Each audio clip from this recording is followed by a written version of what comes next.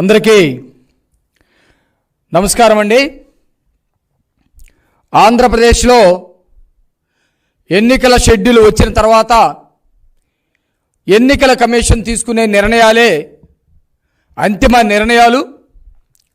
ఎన్నికల కమిషన్ ఎన్నికలు సజావుగా జరగటానికి, అభ్యర్థుల యొక్క ప్రవర్తన సక్రమంగా ఉండడానికి, అధికారులందరూ కూడా తమ విధులు పక్షపాత ధోరణి లేకుండా నిజాయితీగా నిర్వహించడానికి, శాంతి భద్రతలను కాపాడడానికి, ప్రజలు స్వేచ్ఛగా ఓటు హక్కును వినియోగించుకోవడానికి ఎన్నికల కమిషన్ నిర్ణయాలు తీసుకుంటూ ఉంటుంది. ఈ విషయం రాష్ట్రంలో ఉన్నటువంటి ప్రజలందరికీ, అధికారులకి అందరికీ తెలిసినటువంటి విషయాలే. అయితే జగన్మోహన్ రెడ్డి నేర బృందం ఈ విషయాల్ని ఎక్కడా పట్టినట్టుగా, ఎన్నికల కమిషన్ నిర్ణయాలతోటి మాకు సంబంధం లేదన్నట్టుగా, ఎన్నికల కమిషన్ నిర్ణయాల్ని మేము లెక్క చేయాల్సిన పని లేదన్నట్టుగా, మేము మాట్లాడిందే ఫైనల్, మేము చెప్పిన పద్ధతే ఫైనల్, మేము చేసే నిర్ణయాలే ఫైనల్, మేము మా ప్రభుత్వం ఉన్నప్పుడు ఎలాంటి శవరాజకీయాలు అయితే చేసామో అలాంటి శవరాజకీయాలే చేస్తాము, మమ్మల్ని అడ్డుకునేది ఎవడన్నట్టుగా ప్రవర్తిస్తూ ఉన్నారు. రాష్ట్రంలో ఎన్నికల కమిషన్ కొన్ని నిర్ణయాలు తీసుకుంది. ఎన్నికలు సక్రమంగా జరగటానికి, ప్రభుత్వ పరిపాలన ప్రస్తుతం ఉన్నటువంటి పాలన తమ ఆధీనంలో ఉంది కాబట్టి దాన్ని సక్రమంగా నడిపించడానికి కొన్ని నిర్ణయాలు తీసుకుంది. దానిలో భాగంగా ఎవరికైతే వృద్ధులకి, అట్లాగే అనారోగ్యంతో ఉండి పెద్ద వయసు ఉన్నటువంటి వాళ్ళకి, వికలాంగులకి ఇచ్చేటువంటి పెన్షన్ ఉందో ఆ పెన్షన్ని వాలంటీర్ల చేత ఇవ్వటానికి చట్టం ఒప్పుకోవటం లేదు. వాళ్ళు ప్రభుత్వ ఉద్యోగులు కాదు, ప్రభుత్వంలో భాగస్వాములు కాదు, కేవలం ఒక పార్టీ కింద వాళ్ళు పనిచేస్తూ ఉన్నారు, ఆ పార్టీకి ప్రయోజనం చేకూర్చే విధంగా పనిచేస్తూ ఉన్నారు. ఇది ఎన్నికల నిబంధనలకి, చట్టాలకి, రాజ్యాంగానికి వ్యతిరేకం కాబట్టి ఖచ్చితంగా పెన్షన్ ఇచ్చే విధానంతో పాటు వాళ్ళు చేసే పనులన్నీ కూడా ఎన్నికల వరకు ఆపాల్సిందే అని చెప్పేసి ఎన్నికల కమిషన్ ఒక నిర్ణయాన్ని తీసుకుంది. ఈ నిర్ణయాన్ని ఖచ్చితంగా అమలు చేయవలసినటువంటి బాధ్యత అధికారుల మీద ఉంది, ఎన్నికల్లో పోటీ చేసేటువంటి పార్టీల మీద, అభ్యర్థుల మీద ఉంది. కానీ జగన్మోహన్ రెడ్డి వాళ్ళకి సంబంధించినటువంటి నేర బృందం ఈ డేట్కి మాకు సంబంధం లేదు, మేము ఏది చెబితే అదే అనే పద్ధతిలో ప్రవర్తిస్తూ ఉన్నారు. వాస్తవానికి 60 లక్షల మంది, 64 లక్షల మంది వృద్ధులకి, వికలాంగులకి పెన్షన్ ఇస్తూ ఉంటే ఎవరైతే వాలంటీర్లు ఇస్తూ ఉన్నారో ఆ పెన్షన్ వాళ్ళు జగన్మోహన్ రెడ్డికి సంబంధించిన పార్టీ కార్యకర్తలాగా పనిచేస్తూ అబద్ధపు ప్రచారాలు చేస్తూ ఉన్నారనే ఉద్దేశంతో ఈ ప్రక్రియకు వాళ్ళని దూరంగా పెట్టినప్పుడు వాస్తవానికి 1,30,000 మంది వివిధ స్థాయిలో, గ్రామ స్థాయిలో ఉద్యోగస్తులు పనిచేస్తూ ఉన్నారు. వాళ్ళు పంచాయతీ ఉద్యోగస్తులుగా, మెప్మా ఉద్యోగస్తులుగా, రెవెన్యూ డిపార్ట్మెంట్లో ఉన్నటువంటి ఉద్యోగస్తులుగా, అనేక మంది సచివాలయ ఉద్యోగస్తులుగా, అనేక మంది 1,35,000 మంది ఉద్యోగాల్లో పనిచేస్తూ ఉన్నటువంటి ఉద్యోగులుగా పనిచేస్తూ ఉన్నటువంటి పరిస్థితి ఉంది. వీళ్ళందరికీ కనుక 64 లక్షల మందిని వాళ్ళని భాగీకరించి వాళ్ళని కనుక పంచితే ఒక్కొక్క ఉద్యోగస్తుడికి కేవలం 44 మంది పడతా ఉన్నారు. 44 మందికి మాత్రమే పెన్షన్ ఇవ్వాల్సినటువంటి పరిస్థితి ఉంది. నిజంగా జగన్మోహన్ రెడ్డి ఇంకా ఆపద్ధర్మ ముఖ్యమంత్రిగా ఉన్నాడు, ముఖ్యమంత్రి అని పిలువబడతా ఉన్నాడు. ఎన్నికల కమిషన్ ఒక నిర్ణయం తీసుకుంది. ఈ నిర్ణయానికి కట్టుబడి ప్రభుత్వం ఏం చేయాలి? ఈ 1,34,000 మంది ఉద్యోగస్తులు ఎవరైతే ఉన్నారో వాళ్ళతోటి ఈ పెన్షన్ ప్రక్రియను కనుక చేస్తే ఒక్కొక్కరికి వచ్చేసి 40 నుంచి 44 మంది పడతా ఉన్నారు. ఈ 44 మందికి గంట నుంచి 2 గంటల్లో వీళ్ళందరూ కూడా పెన్షన్ ఇవ్వచ్చు. అంటే జగన్మోహన్ రెడ్డి చట్టాన్ని గౌరవించేటట్టయితే, జగన్మోహన్ రెడ్డి ఎన్నికల కమిషన్ని గౌరవించేటట్టయితే, జగన్మోహన్ రెడ్డి రాజ్యాంగాన్ని గౌరవించేటట్టయితే ఒక్క ఉద్యోగి 44 నుంచి 45 మందికి ఎన్ని రోజుల్లో పెన్షన్ ఇవ్వగలుగుతాడు అని మేము ప్రశ్నిస్తూ ఉన్నాం. 1 గంటలో 2 గంటల్లో ఇవ్వచ్చు. కానీ జగన్మోహన్ రెడ్డి నాకేం సంబంధం లేదు, నేను ఈ రాజ్యాంగాన్ని పట్టించుకోను, ఈ చట్టాలని పట్టించుకోను, ఈ ఎన్నికల కమిషన్ నిబంధనలు నేను పట్టించుకోను అన్నట్టుగా ప్రవర్తిస్తూ శవ రాజకీయాలు చేయడానికి సిద్ధపడ్డాడు. వృద్ధులన్న తర్వాత ఎండ దెబ్బకి అనారోగ్యంతో కొంతమంది మరణిస్తారు. వాళ్ళ పట్ల మనం సానుభూతితో ఉండాలి. అట్లా మరణించకుండా కాపాడాల్సినటువంటి బాధ్యత మనందరి మీద ఉంది. కానీ జగన్మోహన్ రెడ్డి రాజకీయాలు ఒక పక్కన, వాళ్ళకి సంబంధించినటువంటి చిల్లరగాళ్ళు మంత్రులు అనేటువంటి వాళ్ళు చేస్తున్నటువంటి ఒక రాజకీయాలు ఒక పక్కన శవ రాజకీయాలు చూస్తూ ఉంటే చేదరిప్పుకు గురేస్తూ ఉన్నారు. ఆవేదన కలుగుతూ ఉంది. ఈ రాష్ట్రంలో వృద్ధులు, వితంతువులు, ఎవరైతే వికలాంగులు ఉన్నారో వాళ్ళు పడుతున్న వేదన పట్ల ఆవేదన కలుగుతూ ఉంది. చంద్రబాబు నాయుడు గారు అనేక సార్లు తన ఆవేదనని వెలబుచ్చినటువంటి పరిస్థితి కూడా ఉంది. ఇళ్ళ దగ్గరికే పెన్షన్ ఇవ్వాలని చెప్పినటువంటి పరిస్థితి కూడా ఉంది. కానీ నిన్న జోగి రమేష్ పెలమనూరులో ఏం చేస్తాడు? అక్కడ వజ్రం అనే ఒక ఆమె 80 సంవత్సరాల వయసు కలిగిన ఆమె పెన్షన్కి ఒకసారి వచ్చి వాళ్ళు సరైనటువంటి సమయంలో ఇవ్వకపోతే ఎండ దెబ్బకి మరణించినటువంటి పరిస్థితి ఉంది. మరణిస్తే ఈ జోగి రమేష్ అనేటువంటి వాడు మాజీ మంత్రి అయినటువంటి వ్యక్తి, బాధ్యతగా ఉండాల్సినటువంటి వ్యక్తి, ఎన్నికల కమిషన్ పరిధిలో ఇప్పుడు అభ్యర్థిగా ఉన్నటువంటి ఈ వ్యక్తి అక్కడికి వెళ్ళి ఏం మాట్లాడాలి? ప్రభుత్వ ఉద్యోగుల గురించి మాట్లాడాలి.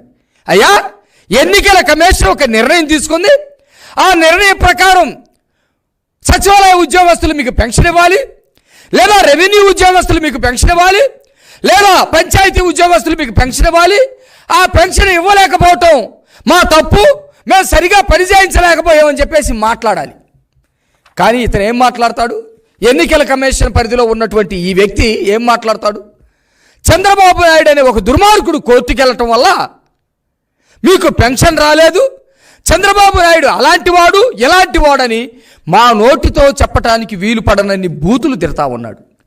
ఇవన్నీ ఎన్నికల కమిషన్ దృష్టికి ఈ మీడియా ప్రెస్ మీట్ ద్వారా నేను తీసుకొస్తా ఉన్నా. ఎన్నికల కమిషన్ వీటన్నిటిని కూడా చూడాల్సినటువంటి బాధ్యత ఉంది. ఎన్నికల కమిషన్ తీసుకున్నటువంటి నిర్ణయం మీద ఒకళ్ళిద్దరూ కోర్టులో పిల్లేశారు. కోర్టులో పిల్లేస్తే దాని మీద కూడా కోర్టు నిర్ణయించింది.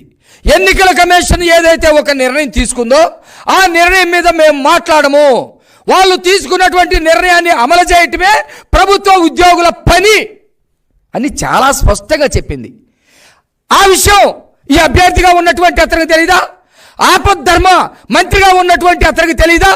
తెలియకపోగా కోర్టు ధిక్కారం కింద కోర్టులకి వెళ్ళి చెప్పి పెన్షన్ మీకు రానికుండా చేశారు, అందువల్ల ఈమె చనిపోయిందని శవ రాజకీయాలు మొదలు పెడతా ఉన్నాడు. చంద్రబాబు నాయుడు కోర్టుకి వెళ్ళటం వల్లే ఇది జరిగిందని అబద్ధాలు మాట్లాడుతూ ఉన్నాడు. చంద్రబాబు నాయుడు గారు దుర్మార్గుడు, దుష్టుడు కాబట్టి మీకు పెన్షన్ లేకుండా చేశాడు, కాబట్టి ఈ శవాన్ని తీసుకొని వెళ్ళి చంద్రబాబు నాయుడు ఇంటి ముందేద్దామని చెప్పేసి అక్కడ ఒక శవ రాజకీయం మొదలు పెడితే అక్కడ ఉన్నటువంటి వాళ్ళందరూ కూడా తన్నబోయారు. ఎరా యదవా, ఇక్కడికి వచ్చి శవ రాజకీయాలు చేస్తారా? పెన్షన్ ఇవ్వాల్సింది ప్రభుత్వ ఉద్యోగులు, చంద్రబాబు నాయుడు గారికి ఏం పని? చంద్రబాబు నాయుడు గారు అందరూ ఇళ్ళకెళ్ళి పెన్షన్ ఇవ్వాలని ఆయన డిమాండ్ చేస్తూ ఉన్నాడు, లెటర్లు రాస్తూ ఉన్నాడని చెప్పేసి అందరూ కూడా తరుముకున్నటువంటి పరిస్థితి. నేను ఈ సందర్భంగా చెప్తా ఉన్నా, తరుముకోవటమే కాదు, జోగి రమేష్కి ఓటమి అంతిమ యాత్ర కూడా పెలమనూరు ప్రజలు సిద్ధం చేశారని చెప్పేసి ఈ సందర్భంగా తెలియజేస్తా ఉన్నా.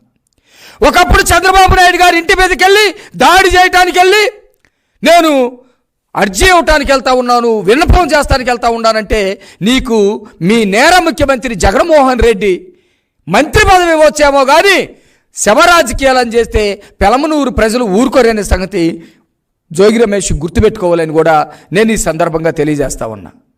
జోగి రమేష్ బూతులు మాట్లాడితే వాస్తవానికి మేము మాట్లాడగలం, మాకు సంస్కారం ఉంది, అట్లాగే ఎన్నికల కమిషన్ని, చట్టాలని, రాజ్యాంగాల్ని గౌరవించాలన్న బుద్ధి జ్ఞానం ఉంది కాబట్టి మేము మాట్లాడతలేదు. నేను ఎన్నికల కమిషన్ కూడా ఈ సందర్భంగా విజ్ఞప్తి చేస్తా ఉన్నా. పల్నాడుకు సంబంధించి Vinukonda MLA Bolla Brahmanaidu press meet పెట్టి అక్కడ ఉన్నటువంటి మా నాయకుడిని జీవి ఆంజనేయులు గారిని పచ్చి బూతులు తిడితే నిర్ణయం తీసుకున్నారు. ఎన్నికల ప్రక్రియ ఉల్లంఘన చేశారని చెప్పేసి మాట్లాడినటువంటి పరిస్థితి ఉంది. ఈరోజు ఇతర మీద కూడా ఎన్నికల కమిషన్ చర్యలు తీసుకోవాలని మేము డిమాండ్ చేస్తూ ఉన్నాం. మేము అట్లాగే వాళ్ళకి విజ్ఞప్తి చేయడానికి మేము టైం కూడా తీసుకున్నటువంటి పరిస్థితి ఉంది. మీ ఇష్టం వచ్చినట్టు మాట్లాడటానికి, రెచ్చగొట్టడానికి, శవ రాజకీయాలు చేయడానికి ఎన్నికల కండక్ట్ కోర్టు ఏదైతే ఎన్నికల కమిషన్ ఉందో ఆ ప్రక్రియ ఒప్పుకోదనే సంగతి కూడా మీరు తెలుసుకోవాలని చెప్పేసి మేము ఈ సందర్భంగా తెలియజేస్తూ ఉన్నాం. ఎన్నికల ప్రక్రియ నేను ఒకటి చెప్తా ఉన్నా. చంద్రబాబు నాయుడు గారి మీద మీరు నిందలేస్తూ ఉన్నారు. ఈరోజు ఎన్నికల ప్రక్రియ మొదలైన తర్వాత ఈ రాష్ట్రంలో కొంతమంది ఎస్పీలు, కొంతమంది కలెక్టర్లు ఎన్నికల నిబంధనలకు విరుద్ధంగా పనిచేస్తున్నారని, ఒక పార్టీ చెప్పు చేతుల్లోనే ఉన్నారని, చాలా అరాచకాలు జరగటానికి జగన్మోహన్ రెడ్డి చేసినటువంటి మీకు ఇచ్చినటువంటి ఆదేశాల ప్రకారమే మీరు చేశారని చెప్పేసి కొంతమంది ఎస్పీల మీద చర్యలు తీసుకున్నటువంటి సంగతి మీకు తెలీదా? పల్నాడు జిల్లాకి సంబంధించినటువంటి రవిశంకర్ రెడ్డి, అట్లాగే ప్రకాశం జిల్లాకి సంబంధించినటువంటి ఎస్పీ పరమేశ్వర్ రెడ్డి, నెల్లూరు జిల్లాకి సంబంధించినటువంటి తిరుమలేశ్వర్ రెడ్డి, అనంతపురంకి సంబంధించినటువంటి అబ్దురాజన్, అట్లాగే గుంటూరు ఐజీకి సంబంధించి ఐజీ అయినటువంటి పాలరాజు గారు, చిత్తూరుకు సంబంధించినటువంటి జాషువా గారు, వీళ్ళందరి మీద చర్యలు తీసుకోలేదా? చర్యలు తీసుకుంది కదా ఎన్నికల కమిషన్, ఏటేసింది కదా. మరి ఈ ఎవరైతే ఎస్పీలు మొత్తాన్ని కూడా ఏటేసిందో, ఏటేశారు కాబట్టి అక్కడ ఎస్పీలు లేకపోతే శాంతి భద్రతల్ని కాపాడలేము, గంజాయి బ్యాచ్ని ఆపలేము, అట్లాగే మర్డర్లు చేసుకోవచ్చు, మానభంగాలు చేసుకోవచ్చు, మీకు ఇష్టం వచ్చినట్టు తిరగవచ్చు. ఎన్నికల ప్రక్రియని నిబంధనల్ని ఎవరు పాటించాల్సిన అవసరం లేదని అర్థమా? ఎస్పీని తీసేస్తే ఇంకొక ఎస్పీ పనిచేస్తాడు, ఎస్పీని పక్కన పెడితే శాంతి భద్రతలు కాపాడటానికి ఇంకొక అధికారి ముందుకు వస్తాడు. అది కల్పించాల్సినటువంటి బాధ్యత ప్రభుత్వం మీద ఉంది. ఇన్ఛార్జీలుగానో డైరెక్ట్ ఎస్పీలుగానో కొంతమంది వస్తారు. అది ఇన్ఛార్జిగా ఉన్నటువంటి ప్రభుత్వం ఏదైతే ఇప్పుడుందో ఆ ప్రభుత్వం బాధ్యతలు తీసుకుంటుంది. ఆ డీజీపీ బాధ్యతలు తీసుకొని వెంటనే ఎస్పీలని నియమిస్తాడు, లేకపోతే కింది స్థాయి అధికారులకి ప్రమోషన్ ఇచ్చి ఇన్ఛార్జ్గా నియమిస్తారు. మరి వాలంటీర్లను తీసివేస్తే, వాలంటీర్లకి ఎన్నికల ప్రక్రియలో పాల్గొనవద్దని చెబితే ఆ తర్వాత బాధ్యతల్ని చేయాల్సినటువంటి పని లేదా? ఆ తర్వాత బాధ్యతల్ని అధికారులకు అప్పచెప్పాల్సినటువంటి పని లేదా? వాలంటీర్లు లేకపోతే పెన్షన్లు ఇవ్వలేరా? వాలంటీర్ ఇవ్వకపోతే పెన్షన్లు ప్రజలకు అందవా? ఇలాంటి రాజకీయాలు చేయొద్దని కూడా నేను ఈ సందర్భంగా తెలియజేస్తా ఉన్నా. ఇకపోతే జగన్మోహన్ రెడ్డి హత్యా రాజకీయాలను ప్రోత్సహిస్తున్నాడు కాబట్టి జోగి రమేష్ లాంటి వాడు ఈరోజు శవ రాజకీయాలు చేయడానికి ముందుకు వస్తూ ఉన్నాడు. ఆ రోజు రాజశేఖర్ రెడ్డి మరణం అందరికీ తెలిసిందే, రిలయన్స్ వాళ్ళు చేశారని చెప్పాడు. దాని వెనుక జగన్మోహన్ రెడ్డి హస్తం ఉందని ఇప్పటికీ ప్రచారంలో ఉంది. కానీ అది ఎంతవరకు నిజమో ప్రజలందరికీ కూడా తెలుసు. కానీ రాజశేఖర్ రెడ్డి చనిపోయిన తర్వాత ఆ శవాన్ని పక్కన పెట్టుకొని నేను ముఖ్యమంత్రి కావాలని చెప్పేసి సంతకాల సేకరణ మొదలు పెడితే అది ప్రజలకు తెలియలేదు. జగన్మోహన్ రెడ్డి ముఖ్యమంత్రి కాలేకపోయాడు. అది వర్కౌట్ కాలేదని నేను హత్యా రాజకీయాలు చేశాను, శవ రాజకీయాలు చేశాను, సంతకాల సేకరణ కూడా చేశాను, కానీ ఇది ప్రజలకి బాగా వెళ్ళకపోవటం వల్ల నేను ముఖ్యమంత్రి కాలేకపోయాను అని చెప్పేసి జగన్మోహన్ రెడ్డి భావించాడేమో 2014లో. 2019 వచ్చేటప్పటికి ఇది ప్రజల్లోకి బాగా వెళ్ళలేదు, ప్రజల్లోకి బాగా వెళ్తే తప్ప నేను ముఖ్యమంత్రి కాలేనని భావించి బాబాయిని అత్యంత దారుణంగా నరికారు. గొడ్డలు పెట్టి నరకటం నేను చెప్పలేదు, ఆయన వీడియోస్ ఉన్నాయి, ఆయన ప్రెస్ మీట్ ఉంది. గొడ్డలు పెట్టి నరకటం, గడ్డ పొలుగు పెట్టి పడవటం, కబోర్డు కేసి గుద్దటం, రక్తం వచ్చేటట్టుగా గాయాలవటం, నరక యాతన పెట్టి ఆ నరక యాతన మొత్తం ఆయనే ప్రెస్ ముందుకు వచ్చేసి మా బాబాయ్ మా చిన్నాన్నని చంద్రబాబు నాయుడు గొడ్డలు పెట్టి నరికేశాడు, మా బాబుని చంపింది కారణం ఆయనే, మా నాయన్ని చంపింది కారణం ఆయనే, మా చిన్నాన్ని చంపింది కూడా చంద్రబాబు నాయుడే అని ఎంత క్రూరంగా అయితే జగన్మోహన్ రెడ్డి వాళ్ళ హంతకులతోటి చంపించాడో అంత క్రూరంగా ప్రెస్ ముందుకు వచ్చి చెప్పాడు. ప్రజలు మొత్తం నిజమే కాబోలు, చంద్రబాబు నాయుడే కత్తి తీసుకొని నరికాడేమో, గొడ్డలు తీసుకొని నరికాడేమో, గడ్డ పొలుగు పెట్టి పొడిచాడేమోనని ప్రజలు మొత్తం ఎమోషన్ ఫీల్ అయిపోయారు. అల్లాడిపోయారు. అమ్మో, ఎట్టి పరిస్థితుల్లో జగన్మోహన్ రెడ్డిని ముఖ్యమంత్రిగా గెలిపించుకోవాలని 2019లో ఆయన చేసిన యాక్షన్కి, నిజంగా జరిగినటువంటి సంఘటనకి రెండు లింక్ చేసి ఆయన బాధితుడు కావాలని చెప్పేసి ఓట్లేసి గెలిపించారు. అయిపోయింది 2019. ఈ 5 సంవత్సరాలు ఈ 5 సంవత్సరాల్లో జగన్ పాలన చూశారు. ఈ 5 సంవత్సరాల్లో రాష్ట్రంలో బాధితుడు కానోడంటూ లేడు. జగన్మోహన్ రెడ్డి బాధితుడు కానోళ్ళంటూ లేరు. నేను చెబుతా బాధితుల్ని, అవునా కాదా, నిజమా కాదా మీరే తేల్చండి. ఎవరైతే వివేకానంద రెడ్డి కూతురుందో సునీతమ్మ, ఆమె బాధితురాలు. ఈరోజు రాష్ట్రంలో జగన్మోహన్ రెడ్డి బాధితురాలు ఆమె. వాళ్ళ షర్మిల ఉందో సొంత చెల్లెలు, ఆమె ఒక బాధితురాలు. విజయమ్మ గారు ఉందో ఆమె ఒక బాధితురాలు. చెల్లి షర్మిలమ్మ ప్రార్థన చేసి షర్మిలమ్మను ముఖ్యమంత్రి కావాలని ప్రార్థన చేస్తుంది. విధి లేని పరిస్థితుల్లో జగన్మోహన్ రెడ్డి ముఖ్యమంత్రి కావాలని ప్రార్థన చేస్తుంది. కానీ నిజమైన ప్రార్థన మాత్రం ఈ జగన్మోహన్ రెడ్డి లాంటి వాడిని మాత్రం క్షమించొద్దు దేవుడని మాత్రం మొక్కుకుంటుందని అర్థమవుతా ఉంది. మరి ఆ దేవుడికి పరీక్షే కదా, ఇద్దరిని ముఖ్యమంత్రులను చేయమంటాం, పరీక్షే కదా. అట్లాగే విజయమ్మ బాధితురాలు. అక్కడి నుంచి మొదలు పెట్టుకుంటే ఈ రాష్ట్రంలో మహిళలందరూ బాధితులే. మద్యపాన నిషేధం చేస్తారని చెప్పి నిషేధించకుండా మొత్తం కల్తీ మద్యాన్ని వేర్లై పారిస్తూ ఎవరైతే ఉన్నారో మందు తాగేటువంటి వాళ్ళ రక్తంతో ఈరోజు జగన్మోహన్ రెడ్డి జేబు నింపుకున్నాడు. మహిళలందరూ బాధితులే. ఉద్యోగాలు ఇస్తాను, నేను 2,30,000 ఉద్యోగాలు ఇస్తాను, ప్రతి సంవత్సరం జనవరిలో క్యాలెండర్ విడుదల చేస్తానన్నాడు, ఇవ్వలేదు. నిరుద్యోగులంతా బాధితులే. ఇసుకని ఈజీగా అందిస్తానన్నాడు, ఇసుక అందించకపోవటం వల్ల మొత్తం కార్మికులందరూ కూడా, భవన కార్మికులు దాదాపు 36 రకాల రంగాలకు చెందినటువంటి వాళ్ళందరూ బాధితులే. అమరావతి లేకపోవటం వల్ల రైతులు బాధితులే. పోలవరం కట్టకపోవటం వల్ల రైతులు బాధితులే. పంటలన్నీ ఎండిపోయేటువంటి పరిస్థితి. ఉద్యోగస్తులకి దాని ఫిట్మెంట్ ఇవ్వకపోవటం వల్ల, వాళ్ళని అవమానించటం వల్ల, వాళ్ళకి సిపిఎస్ రద్దు చేయకపోవటం వల్ల వాళ్ళు బాధితులే. ఒక మాటలో చెప్పాలంటే ఈరోజు జగన్ బాధితులైన రాష్ట్రానికి ఈరోజు యుద్ధం జరుగుతూ ఉంది. అందుకనే ఆ యుద్ధంలో గెలవలేమని అర్థమై జగన్మోహన్ రెడ్డికి హత్యా రాజకీయాలు అలవాటు కాబట్టి వాళ్ళ నాన్న విషయంలో సంతకాలు సేకరణ, వాళ్ళ చిన్నాన్నని క్రూరంగా చంపి ఆ క్రూరంగా చంపిన తనాన్ని చంద్రబాబు నాయుడు గారి మీద వేయటం వల్ల 19లో గెలిచి ఇప్పుడు ఏం చేయాలి అనుకున్నాం.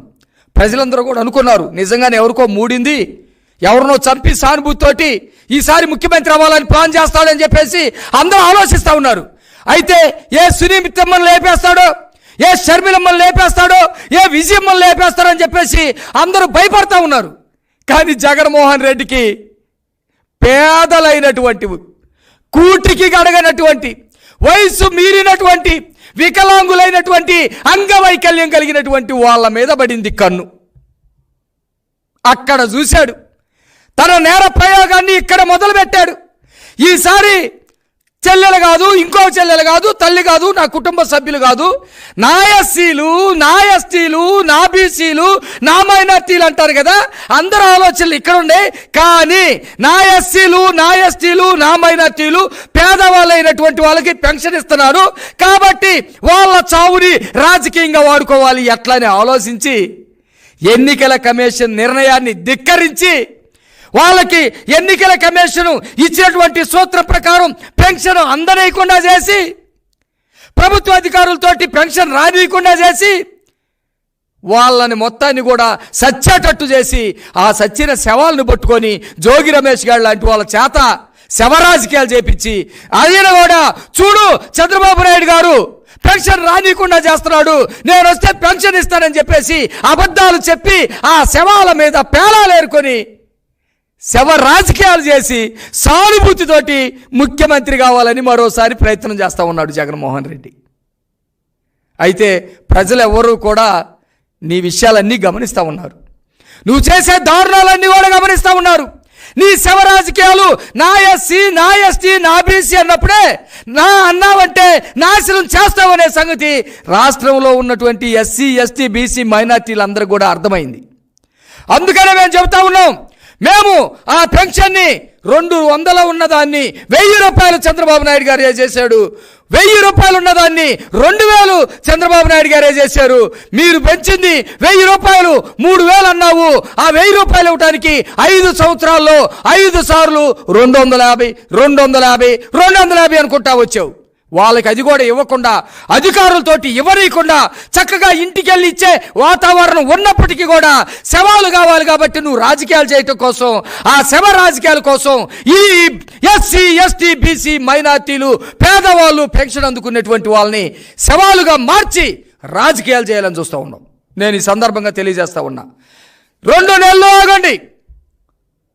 చంద్రబాబు నాయుడు గారు ఆనందంతో, సంతోషంతో పేదలైనటువంటి వృద్ధులకి, పేదలైనటువంటి వికలాంగులకి 4000 రూపాయలు 1వ తారీఖునే ఒక్కసారే మీ అందరికి వచ్చేటట్టు చేస్తూ ఉన్నాడు. చాలా స్పష్టంగా చెప్పాడు చంద్రబాబు నాయుడు గారు. ఆనాడు పెన్షన్ విధానాన్ని మొదలుపెట్టింది మేమే, పెన్షన్ పెంచింది మేమే, పెంచిన పెన్షన్ ఇస్తానంది నేనే. కాకపోతే జగన్మోహన్ రెడ్డి మాయ మాటలు నమ్మి పోయారు.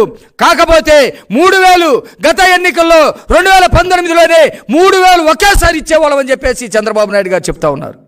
ఇప్పుడు కూడా చెప్తా ఉన్నాం, వాలంటీర్లు జగన్మోహన్ రెడ్డి పాపాల్లో పాలు పంచుకోవద్దు.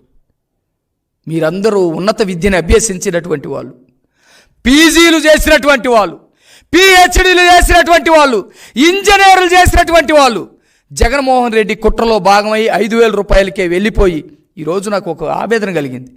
ఆ మంచం మీద వృద్ధులైనటువంటి వాళ్ళని తీసుకొస్తుంటే, ఆ వృద్ధులను చూస్తూ ఉంటే బాధ కలుగుతూ ఉంది. ఆ వృద్ధులను తీసుకొచ్చే యువకులు జగన్మోహన్ రెడ్డి డైరెక్షన్లో నవ్వుకుంటూ వస్తూ ఉన్నారు. చూడు మేము ఎట్లా తీసుకెళ్తున్నామని చాలా ఆవేదన కలిగింది. అందుకని జగన్మోహన్ రెడ్డి కుట్రలో మీరు భాగస్వాములు అవ్వద్దు. మీ జీవితాలకి ఉద్యోగాలు వచ్చే విధంగా, మీకు మంచి జీవనోపాధి వచ్చే విధంగా చంద్రబాబు నాయుడు గారు మంచి నిర్ణయాలు తీసుకుంటారు. మీకు మంచి జీవితాలు ఉన్నాయి. జగన్మోహన్ రెడ్డి నేరాల్లో, జగన్మోహన్ రెడ్డి పాపాల్లో మీరు ఇన్వాల్వ్ కావద్దని కోరుకుంటూ, జోగి రమేష్కి పెరవనూరులో అంతిమయాత్ర ఖాయమని ఈ సందర్భంగా తెలియజేస్తూ, ఖచ్చితంగా ఎన్నికల కమిషన్ ఈ నిర్ణయాల్ని అమలు చేయటం కోసం జోగి రమేష్ మీద చర్యలు తీసుకోవాలని డిమాండ్ చేస్తూ ముగిస్తా ఉన్నాను.